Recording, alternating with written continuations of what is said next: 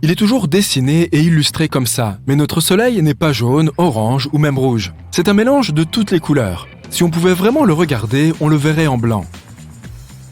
Contrairement aux humains, les chats n'ont pas le même nombre de doigts sur les pattes avant et sur les pattes arrière. Ils ont généralement 5 doigts sur les pattes avant et 4 sur les pattes arrière. Si tu as un ami félin, vérifie. Tu t'es déjà demandé à quoi sert cette petite poche sur ton jean ? C'est une poche gousset et elle servait à y ranger les montres. Elle est apparue en 1879 avec le premier jean Levi's de l'histoire. Ton cerveau utilise les 2 hémisphères pour conserver les souvenirs. Les manchots empereurs forment d'énormes colonies afin de partager leur chaleur corporelle et de se protéger. Ces colonies sont en mouvement permanent afin que chacun puisse se trouver au centre. Les nuages sont blancs car ils reflètent le soleil dans les gouttelettes. Lorsqu'elles sont fines, une grande quantité de lumière passe à travers et le nuage paraît blanc. Lorsque la quantité d'eau augmente, les gouttelettes s'épaississent. Les nuages paraissent alors gris. Sur la pizza margherita, il y a de la tomate, de la mozzarella et du basilic, soit du vert, du blanc et du rouge, comme le drapeau italien. Voilà une délicieuse information. Tu as déjà éternué à cause d'un chat ? Les animaux aussi peuvent être allergiques à l'homme à cause de cellules qui se détachent de notre peau et de nos cheveux, même si c'est rare. C'est peut-être aussi à cause de tous les parfums et les déodorants que l'on utilise au quotidien. La fourrure des ours polaires n'est pas blanche du tout. Elle est transparente, les poils sont creux et c'est leur peau qui est noire. Leur manteau se camoufle tellement bien qu'ils peuvent ressembler à des tas de neige dans l'Arctique. Le général Sherman est le plus grand arbre du monde. C'est un séquoia géant qui se trouve en Californie. Il a plus de 2000 ans et il est plus grand que la Statue de la Liberté. Il semblerait que les humains soient la seule espèce qui prenne son pied en mangeant de la nourriture épicée. C'est vrai que le piment est bon pour la santé. Il contient des antioxydants, de la vitamine C et il accélère le métabolisme. Mais d'autres légumes ont les mêmes caractéristiques. Pas la peine de se torturer avec du piment.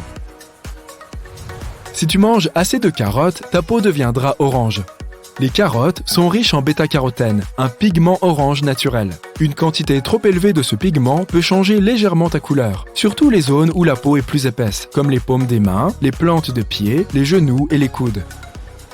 L'océan est bleu car il absorbe la majeure partie des couleurs rouges du spectre lumineux. Il ne reste plus que toutes les nuances de bleu.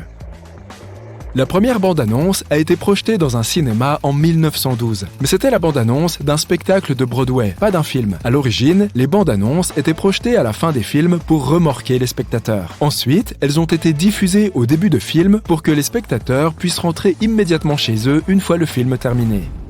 Il y a 6 missions d'exploration de la planète Mars en cours actuellement. Est-ce que Mars serait habité par des robots ? Les petits bonhommes verts préfèrent se taire. Si le Soleil faisait la taille d'une porte, notre planète ferait la taille d'un centime. Autrement dit, la taille du Soleil est 1 million de fois supérieure à celle de la Terre. La Lune de Jupiter, Io, a 4,5 milliards d'années. Elle a presque le même âge que la planète elle-même. C'est l'un des seuls objets du système solaire sur lequel se trouvent des volcans actifs qui produisent des spectacles uniques pour les télescopes placés sur Terre. D'ailleurs, le nom Io vient du nom de l'une des maîtresses du dieu grec Zeus. Selon le mythe, Zeus la transforma en génisse pour la sauver de sa femme jalouse, Héra. Ah, mais alors la vache a vraiment sauté par-dessus la lune ? Un peu plus de cloche à vache, s'il vous plaît. Bon, assez parlé de vache. L'espace n'est pas censé être noir. Il y a des étoiles partout. Elles ne devraient pas tout illuminer ? On ne voit pas toutes les étoiles. C'est que certaines d'entre elles sont mortes avant que leur lumière n'atteigne la Terre. Saturne n'est pas la seule planète qui a des anneaux. Les géants gazeux Uranus, Neptune et Jupiter ont eux aussi des anneaux, mais ils sont fins et presque impossibles à voir. La NASA peut convertir des ondes plasma, des ondes radio et des champs magnétiques en traces audio et écouter ce qui se passe dans l'espace. Ils enregistrent tout un tas de sons intrigants, des bips et des sirènes comme celles des ambulances. En réalité, l'espace en lui-même est un lieu étrangement silencieux. Il y a des ondes et des vibrations sonores, mais elles sont impossibles à percevoir. Les océans recouvrent plus de 70% de la planète. En moyenne, l'océan a une profondeur qui correspond à 8 fois l'Empire State Building et l'homme n'a exploré que 5% de ces profondeurs mystérieuses. Il existe des lacs et des rivières sous l'océan. Ce sont des points d'eau plus denses que le reste de l'eau, donc ils sont faciles à repérer. Les requins aussi vont au café lorsqu'ils ont besoin d'un bon expresso. En 2002, des chercheurs ont découvert une zone de l'océan appelée White Shark Café, où les grands requins blancs se donnent rendez-vous l'hiver. Ils se retrouvent, se racontent des blagues et rigolent en pensant à combien d'humains ils ont terrorisés. Ils retournent ensuite sur les côtes pour nous faire encore un peu plus peur quand il fait plus chaud. Tu as déjà testé un grand fromage blanc ? Tu devrais. Tu peux goûter l'ail avec tes pieds. Frotte une gousse sur ton pied, enlève ta chaussette d'abord et attends un peu. Le composant responsable de cette odeur particulière peut être absorbé à travers la peau, même si tu n'as jamais mis de gousse dans ta bouche. Les homards aussi peuvent faire exactement la même expérience. Bon, eux, ils goûtent tout avec leurs pieds, à vrai dire. Au Tibet, il existe des pommes qui ne sont ni vertes ni rouges, mais violettes foncées, les Black Diamond. Elles sont cultivées dans une zone avec une forte intensité d'ultraviolet la journée et où les températures baissent remarquablement la nuit. Ces deux facteurs donnent aux pommes cette couleur foncée. En Australie, il existe un lac rose bonbon dont la couleur est due au pigment des algues sur le fond du lac. Il existe une espèce particulière de méduse qui est immortelle. Voilà, j'ai trouvé le logo pour une compagnie d'assurance vie. La Terre tourne autour du Soleil, mais elle n'a pas une vitesse constante. On ne le remarque pas, mais elle est peu à peu en train de ralentir. On aura des journées de 25 heures dans environ 175 millions d'années. Ce n'est pas encore l'heure d'ajouter une heure à ton planning. L'espace est gigantesque. Et ouais, mais il existe clairement des endroits vides puisqu'il y a plus d'arbres. 3 trillions sur notre planète que d'étoiles dans la Voie lactée. Environ 300-400 millions seulement.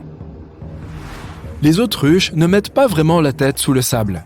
Lorsqu'elles repèrent un danger, elles baissent la tête, le cou et le corps afin d'être moins facilement repérables pour les prédateurs. Leur cou de couleur claire se confond avec le sable, d'où l'impression qu'ils s'y cachent. Sur la Terre, les gens sont habitués à voir des couchers de soleil orange, rouge ou jaune. Mais sur Mars, le ciel qui est rouge-rose d'habitude devient bleu dès que le soleil se couche. C'est parce que Mars est beaucoup plus loin du soleil par rapport à la Terre, ce qui fait que la lumière du soleil est moins intense. La fine poussière présente dans l'atmosphère de Mars absorbe la lumière bleue et élimine les couleurs chaudes typiquement présentes sur Terre. Qu'ils soient jaunes ou bleus, les couchers de soleil sont toujours spectaculaires. Sur Terre, les ondes sonores font vibrer les molécules, et c'est pour ça qu'on entend les sons. Sur les autres planètes et sur les lunes, les sons se déplacent dans l'atmosphère aussi bien que dans les océans. Dans l'espace, on dit qu'il n'existe aucun son, puisqu'il n'y a aucune molécule pouvant vibrer et produire du son. Mais tous les chercheurs ne sont pas vraiment d'accord. L'espace n'est pas seulement un lieu de vide. Entre les zones vides, il y a des nuages de gaz et d'autres particules résiduelles. Donc, en fonction de l'emplacement, les ondes sonores sont possibles. Les humains explorent l'espace depuis plus de 60 ans et récemment, ces efforts ont été récompensés. Toutes les planètes de notre système solaire ont été explorées, même les planètes naines comme Pluton et Cérès. La plupart de ces explorations ont été effectuées dans le cadre du programme Voyager de la NASA, lancé en 1977. Les Voyager 1 et 2 ont recueilli des informations sur les planètes, leurs lunes et leur système d'anneaux et champs magnétiques. Ces vaisseaux jumeaux continuent d'envoyer des données sur Terre et le Voyager 1 est actuellement dans le milieu interstellaire. En 2011, les astronomes ont découvert un énorme réservoir d'eau qui flottait dans l'espace à proximité d'un trou noir supermassif appelé quasar. Des vapeurs d'eau flottantes ont été aperçues dans l'univers, mais elles ne sont pas si communes. Ce réservoir en particulier contient 140 trillions de fois plus d'eau que toute l'eau des océans de la Terre.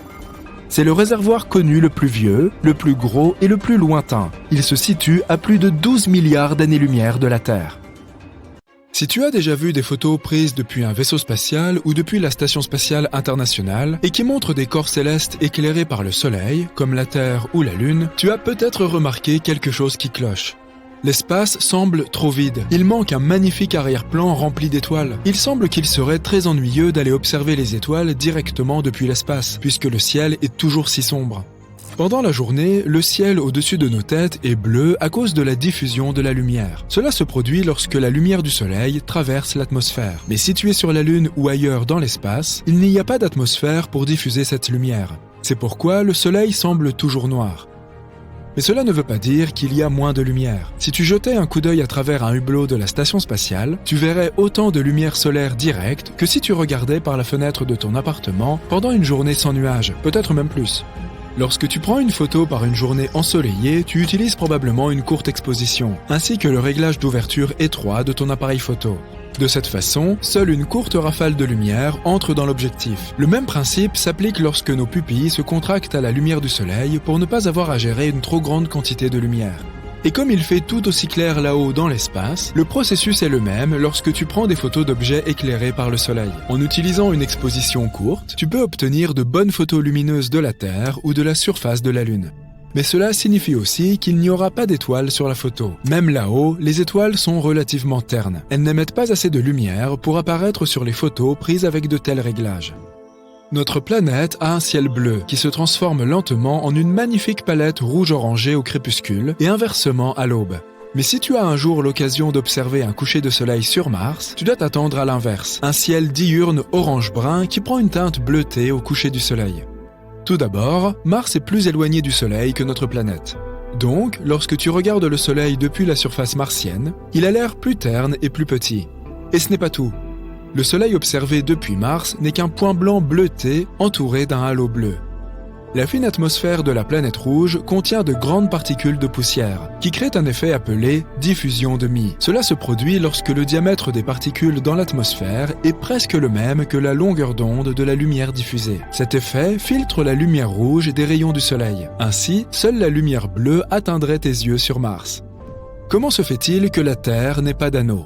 Toutes les géantes gazeuses de notre système solaire, Jupiter, Saturne, Uranus et Neptune, ont de tels anneaux, alors que les planètes telluriques, Mercure, Vénus, la Terre et Mars, n'en ont pas.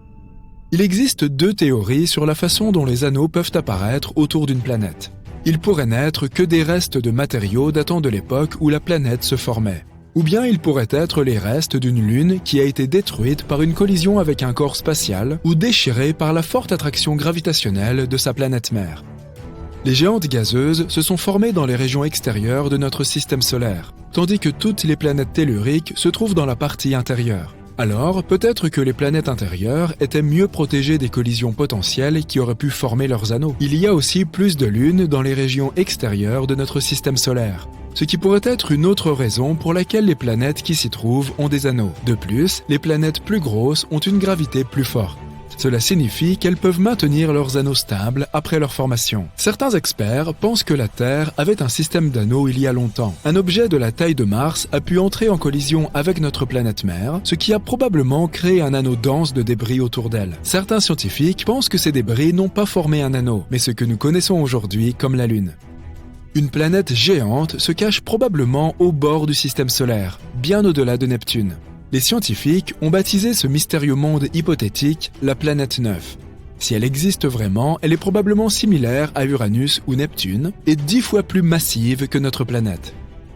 Elle tourne probablement autour du Soleil, mais dans les confins du système solaire, environ 20 fois plus loin que Neptune. Une autre théorie intéressante stipule que la planète 9 pourrait en fait être un trou noir de la taille d'un pamplemousse, qui déforme l'espace comme le ferait une grande planète. Alors que nous pensions autrefois que l'eau était une substance rare dans l'espace, elle existe en réalité partout dans notre système solaire. Par exemple, on peut en trouver dans les astéroïdes et les comètes, ainsi que dans les cratères de la Lune et de Mercure. Nous ne savons toujours pas s'il y a assez d'eau pour faire vivre d'éventuelles colonies humaines si nous décidions de nous y installer. Mais une certaine quantité d'eau est certainement présente là-bas. Mars abrite aussi de l'eau au niveau de ses pôles. Elle est principalement cachée dans les couches de glace et probablement sous la surface poussiéreuse de la planète. Europe, la lune de Jupiter, a aussi de l'eau. C'est la candidate la plus probable que nous connaissions pour accueillir la vie en dehors de la Terre. Il y a probablement tout un océan d'eau liquide sous sa surface gelée, et il pourrait d'ailleurs contenir 2 fois plus d'eau que tous les océans de la Terre réunis. Neptune est étonnamment chaude, même si elle est 30 fois plus éloignée du Soleil que notre planète et reçoit moins de lumière solaire et de chaleur. Mais elle émet beaucoup plus de chaleur qu'elle n'en reçoit. Son atmosphère est aussi beaucoup plus active qu'on ne le pensait, surtout si on la compare à sa voisine, Uranus. Ces deux planètes émettent la même quantité de chaleur, même si Uranus est beaucoup plus proche du Soleil. Mais personne ne sait pourquoi. Neptune a aussi des vents extrêmement forts qui peuvent atteindre une vitesse de 2400 km/h. Pourrait-il être responsable de cette chaleur? Ou peut-être est-ce à cause du noyau de la planète? Ou de sa force gravitationnelle? Un trou noir monstrueux fonce dans l'espace à une vitesse de 8 millions de km/h. Les scientifiques l'ont localisé grâce au télescope spatial Hubble. Ils pensent qu'il pèse autant qu'1 milliard de soleils. Il était censé rester à sa place au centre de sa galaxie d'origine, mais des forces gravitationnelles le poussent dans tous les sens. À un moment donné, ce trou noir va se libérer de sa galaxie et continuer à errer dans l'univers. Heureusement, il est encore à 8 milliards d'années-lumière de nous. Les tempêtes solaires sont si puissantes qu'elles pourraient nous plonger dans le noir complet. En juillet 2012, la tempête solaire la plus puissante des 150 dernières années a manqué la Terre de peu. Les éjections de masse coronale, ou CME, sont de grandes bulles de gaz ionisées. Elles ont traversé notre orbite à l'époque. Si elles avaient eu notre planète pour cible directe, nous aurions fait face à de la matière solaire fonçant vers la Terre, endommageant les ordinateurs et provoquant des pannes de courant qui auraient duré des mois. Une tempête solaire surprise nous a frappé le 25 juin 2022. Un photographe a même réussi à capturer de superbes aurores lumineuses qui ont traversé le ciel de l'Aube à Calgary, au Canada, et qui ont duré 5 minutes. Elles ont été provoquées par la tempête. Les étoiles vampires existent vraiment. Elles font partie d'un système d'étoiles binaires, et elles peuvent littéralement aspirer la vie de l'autre étoile du système, afin de continuer à brûler plus longtemps. Le principe est simple. Une étoile plus petite et de plus faible masse vole le carburant hydrogène de sa sœur pour augmenter sa propre masse. Cette étoile vampire devient alors plus chaude. De plus, sa couleur passe au bleu vif. Ainsi, elle a l'air beaucoup plus jeune. La couleur de l'univers est surnommée l'AT cosmique. La lumière provenant des galaxies et des étoiles qui s'y trouvent, ainsi que des nuages de gaz et de poussière dans l'univers observable, a une couleur spécifique. C'est une teinte ivoire assez proche du blanc. L'univers est beige car il y a davantage de zones qui produisent de la lumière verte, jaune et rouge que de zones qui émettent du bleu. Wouch! Les tempêtes de poussière sur Mars peuvent être vraiment dingues. Elles se précipitent sur l'hémisphère sud de la planète rouge, en particulier pendant l'été. Ces tempêtes peuvent grossir et englober de vastes étendues de la planète. Comme cela s'est produit en janvier 2022. À ce moment-là, une tempête de poussière a recouvert presque 2 fois la superficie des États-Unis. Est-ce que ça pourrait être ce qui a causé la disparition d'un des robots que nous avons envoyés sur Mars? L'atmosphère et le climat sont durs sur Mars. Il s'agit principalement d'un désert avec des vents forts et des températures moyennes de moins 63 degrés Celsius. Elles descendent jusqu'à moins 140 degrés Celsius au pôle pendant l'hiver. Un atterrisseur martien doit être équipé de manière spécifique et être très robuste pour résister à ce genre de conditions. Mais les chercheurs pensaient que celui-ci serait capable d'effectuer le difficile voyage vers la planète rouge. Le 2 juin 2003, une équipe de chercheurs a préparé l'un des robots pionniers qu'ils s'apprêtaient à envoyer dans l'espace. Il s'agissait d'un petit atterrisseur compact nommé Beagle 2. Sa mission consistait à atterrir sur Mars et à rechercher ce que le monde entier cherchait depuis des décennies. De la vie sur la planète rouge. L'atterrissage était prévu le 25 décembre, mais le signal n'est jamais parvenu. L'équipe a essayé de contacter l'engin spatial, mais à un moment donné, ils ont dû accepter qu'ils ne seraient pas en mesure de le joindre. Certains ont estimé que l'atterrissage était finalement trop difficile et complexe, et que l'atterrisseur s'était probablement écrasé, mais ils n'ont pas décelé d'erreur technique. D'autres ont émis une théorie selon laquelle le module aurait pu s'empêtrer dans son propre parachute et tomber à la surface de Mars. Dans tous les cas, le Beagle 2 a été porté disparu jusqu'en 2015, lorsque la NASA a pris des photos de ce qui pourrait être les restes du module perdu. Il ne s'agissait pas seulement de débris endommagés, les composants semblaient en fait intacts. Les restes de la sonde reposaient avec ses panneaux solaires, partiellement déployés à environ 5 km du site où elle était censée se poser. Apparemment, Beagle 2 a réussi à se poser, mais son antenne radio s'est retrouvée coincée. C'est pourquoi les chercheurs n'ont pas pu le contrôler depuis la Terre ou communiquer avec lui. Mais personne ne sait exactement pourquoi c'est arrivé. As-tu déjà entendu parler d'un visage sur Mars ?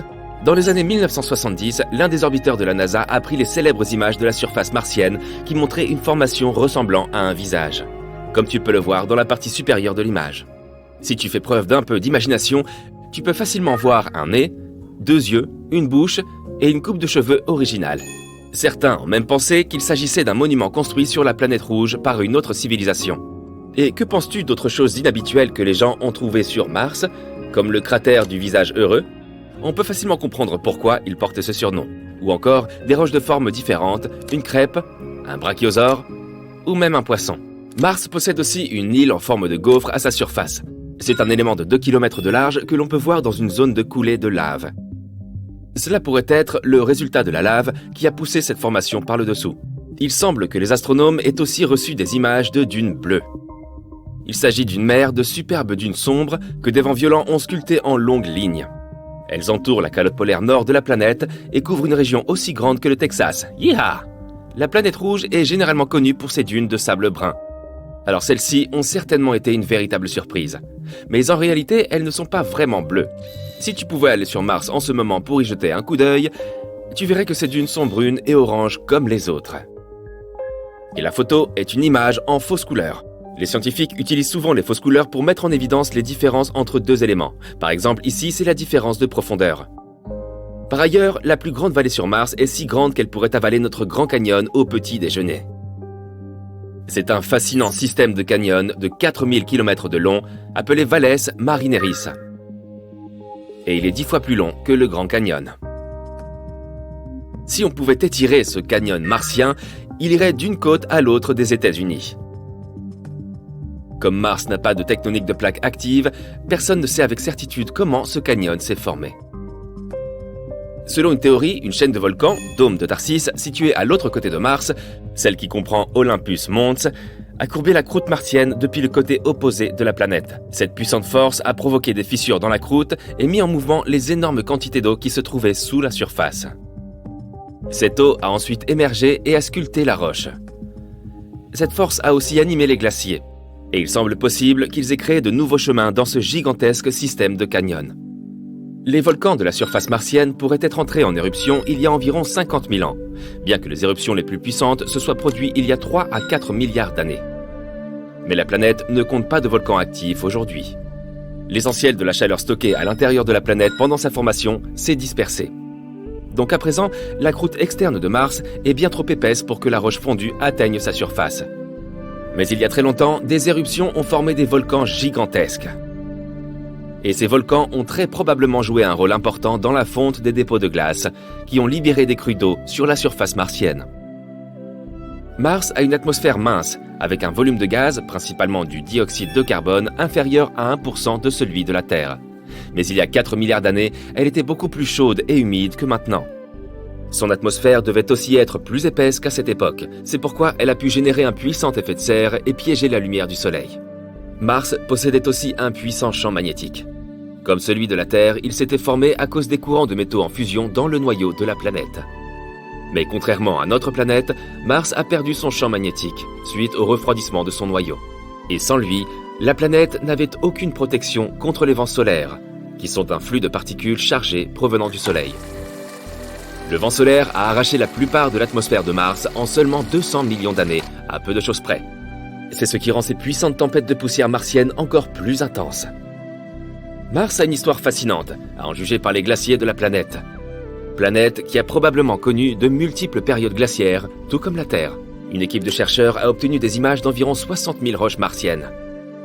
Ces roches étaient de différentes tailles et réparties un peu partout, ce qui signifie qu'elles se sont probablement formées au cours de différentes périodes glaciaires. Les glaciers recèlent aussi leur propre histoire. Qui sait quel type de gaz, de roche ou même de microbes pourrait être piégé à l'intérieur? Si tu pouvais monter dans une machine à remonter le temps et l'arrêter il y a 4 milliards d'années, sur Mars bien sûr, il y a de fortes chances que tu assistes à des scènes d'inondations spectaculaires. Peut-être y aura-t-il même une forme de vie à la surface de la planète. Un fort impact de météorites responsable de la formation du cratère Gale sur la planète rouge pourrait être à l'origine de cette méga inondation. Après cette collision, les températures sur la planète sont devenues incroyablement élevées. Cela a provoqué la fonte de toute la glace qui était stockée sur la surface martienne à ce moment-là. L'inondation était tellement immense qu'elle a altéré la structure géologique de la surface de la planète. Elle a creusé de grandes rides et des vagues dans la roche sédimentaire. En parlant d'eau, on a remarqué que de la vapeur s'échappait de l'atmosphère de Mars. De plus, les chercheurs ont trouvé des preuves de présence d'eau à la surface de la planète. Le sol présente des stries sombres qui semblent s'agrandir en été et rétrécir en hiver. La planète compte de nombreuses vallées et rivières asséchées. Il est possible que de l'eau liquide y ait coulé autrefois. Maintenant, la plupart de cette eau pourrait être renfermée dans des calottes glaciaires ou même cachée sous la surface. De plus en plus de choses nous laissent penser que Mars a un jour été habitable. Mars est la seule planète que nous connaissions où vivent uniquement des robots. 5 rovers composent la population martienne. Il s'agit de Perseverance, Opportunity, Spirit, Sojourner et Curiosity. Ces robots sont là pour prendre des photos et prélever des échantillons de sol et d'air et peut-être même trouver de la vie sur la planète rouge. Et un jour, nous les retrouverons peut-être sur Mars. Qui sait? Ah, et au fait, si tu pouvais vraiment monter dans une machine à remonter le temps et l'arrêter il y a 4 milliards d'années sur Mars, j'aimerais beaucoup t'inviter à déjeuner pour en parler. C'est moi qui régale.